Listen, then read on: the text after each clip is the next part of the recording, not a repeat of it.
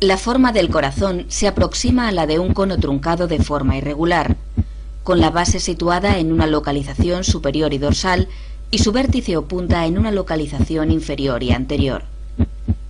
La base se sitúa a la derecha y la punta a la izquierda. El eje mayor del corazón tiene pues una triple oblicuidad, hacia abajo, adelante y a la izquierda. En el corazón se distinguen externamente dos caras, la cara anterior o esternocostal y la cara posterior o diafragmática. El denominado borde agudo del corazón separa ambas caras nítidamente por su lado derecho.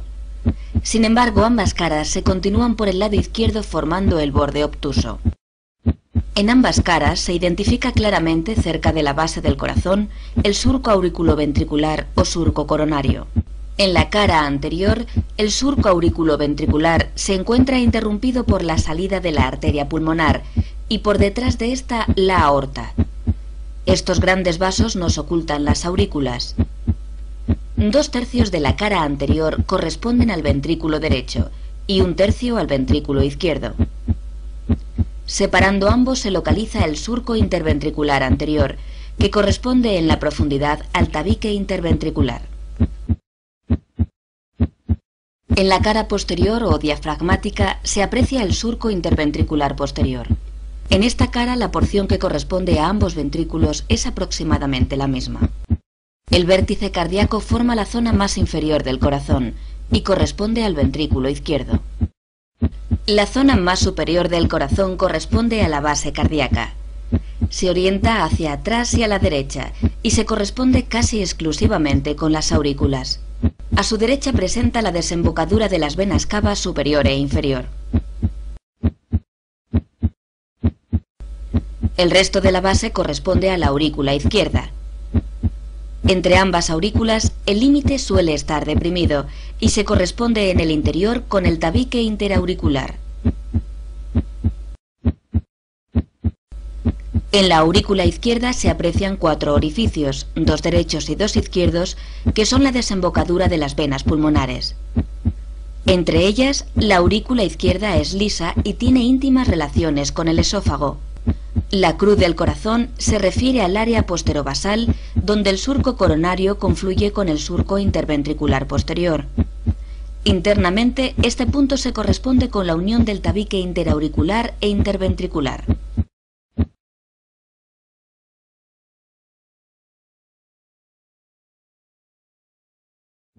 El corazón se localiza en el tórax, sobre la parte media del diafragma entre los dos pulmones. El corazón constituye parte del mediastino anterior, junto con el timo, la tráquea y los bronquios principales, izquierdo y derecho.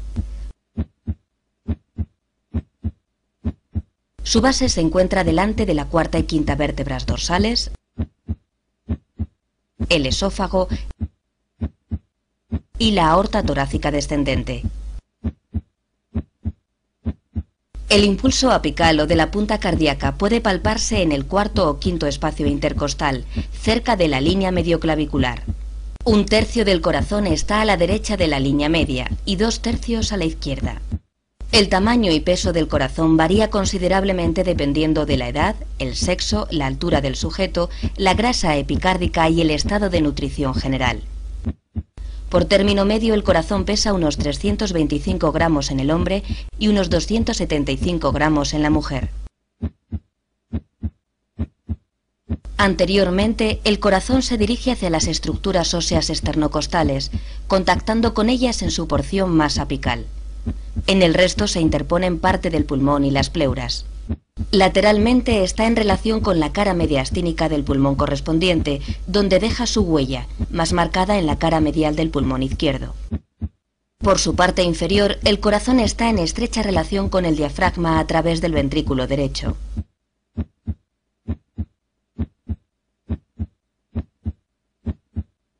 Posteriormente, la base cardíaca establece una estrecha e importante relación con el esófago. Este discurre entre la desembocadura de las venas pulmonares derechas e izquierdas. Esta proximidad facilita la exploración cardíaca transesofágica, empleando sondas ultrasónicas específicamente diseñadas para este fin.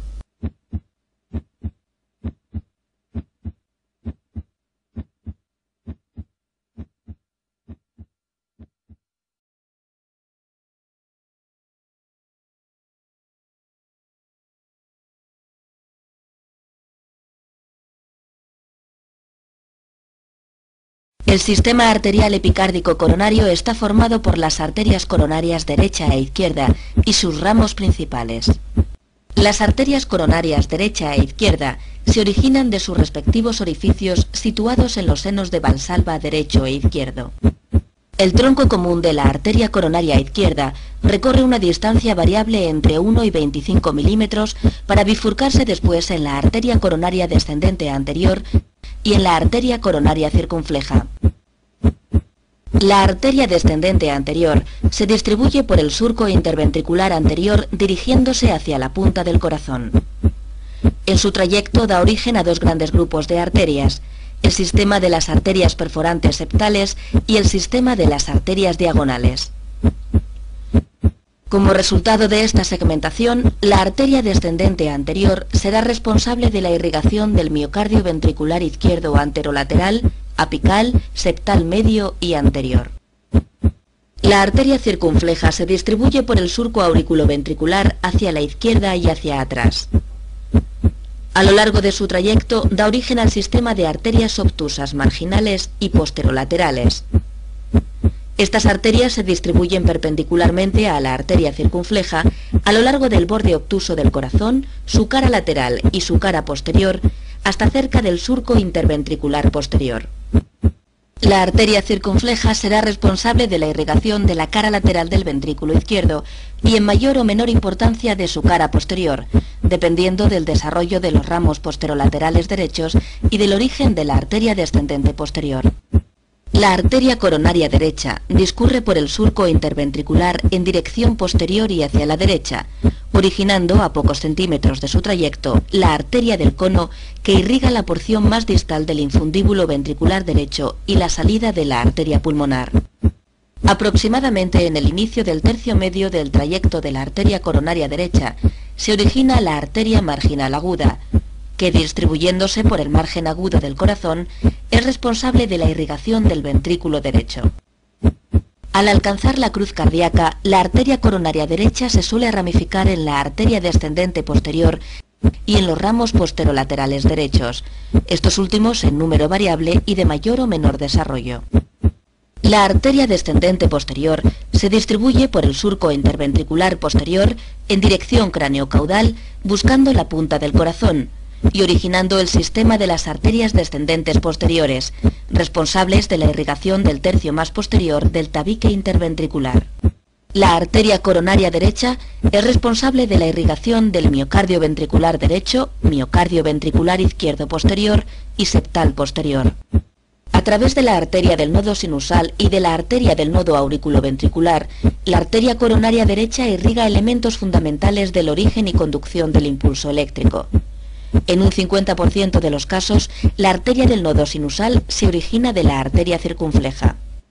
Se reconocen en el corazón tres grandes sistemas de drenaje venoso: el seno coronario y sus venas tributarias, las venas ventriculares anteriores derechas y las venas de Tevesio. El seno coronario se localiza en el surco auriculointerventricular posterior, cerca de la cruz del corazón. En él fluye la sangre venosa procedente de la gran vena cardíaca, de la vena cardíaca media, de la pequeña vena cardíaca, de las venas posteriores del ventrículo izquierdo y de la vena oblicua auricular izquierda o vena de Marshall. El seno coronario recoge predominantemente la sangre procedente del ventrículo izquierdo, drenándola en la aurícula derecha cerca de la desembocadura de la vena cava inferior. La vena interventricular anterior discurre por el surco interventricular anterior, ascendiendo paralela al trayecto de la arteria coronaria descendente anterior. Al alcanzar el surco auriculoventricular, tuerce a la izquierda y se dirige posteriormente por el surco, recibiendo en este punto el nombre de gran vena cardíaca. Existen de 2 a 4 venas anteriores cardíacas que drenan el miocardio ventricular derecho anterior.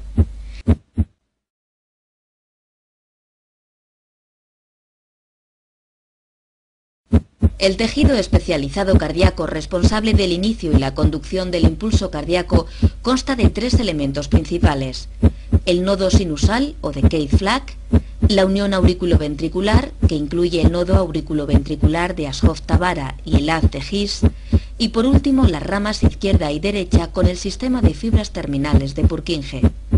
El nodo sinusal es una masa ovalada de 1 a 2 centímetros de largo y medio centímetro de ancho. Se localiza a nivel subepicárdico en la unión de la vena cava superior y la aurícula derecha. Posee una función predominante en la formación del impulso cardíaco. Sus células especializadas se despolarizan espontáneamente y a una frecuencia superior a lo que lo hacen otras células dotadas de automatismo y localizadas en porciones más inferiores del sistema de conducción. Los tractos intraatriales específicos para la conducción del impulso desde el nodo sinusal hasta el nodo auriculoventricular son 3. El tracto anterior o de Bachmann, el tracto medio o de Beckenbach y el tracto posterior o de Thorel. El tracto anterior dirige los impulsos desde la aurícula derecha hacia la aurícula izquierda. En la unión auriculoventricular se distinguen dos grandes elementos, el nodo auriculoventricular de Ashov-Thabara y el haz de His. El nodo auriculoventricular de Ashov-Thabara está situado a nivel epicárdico, en la base de la aurícula derecha, en el centro del área delimitada posteriormente por la desembocadura del seno coronario y anteriormente por la inserción del velo septal de la válvula tricúspide. Es una pequeña estructura ovoidea de unos 3 a 5 milímetros. Sus células especializadas son las responsables del retardo del impulso formado en el nodo sinusal antes de alcanzar los ventrículos. El haz de His es la continuación de la porción distal del nodo auriculoventricular. Es una estructura con forma de cordón de unos 2 centímetros de longitud y unos 4 milímetros de diámetro. Desde su origen en el nodo auriculoventricular, el haz de His recorre una pequeña distancia antes de penetrar en el cuerpo y alcanzar el septo membranoso. Unos milímetros más allá, en la unión del septo interventricular membranoso y del septo interventricular muscular, finaliza su recorrido bifurcándose en las ramas izquierda y derecha. En su parte más inferior, el haz de His se bifurca constituyendo las ramas izquierda y derecha. Estas ramas comienzan su recorrido en la cresta del septo interventricular muscular. A unos pocos milímetros de su inicio, la rama izquierda se subdivide en un delgado fascículo anterosuperior y en un grueso fascículo posteroinferior. La rama derecha es continuación directa del haz de His y discurre por el lado derecho del septo interventricular hasta alcanzar, sin ramificarse, la punta del corazón. La red terminal de Purkinje conecta la porción distal de las ramas y fascículos de conducción, formando una maraña de fibras que se distribuye por el subendocardio de ambos ventrículos.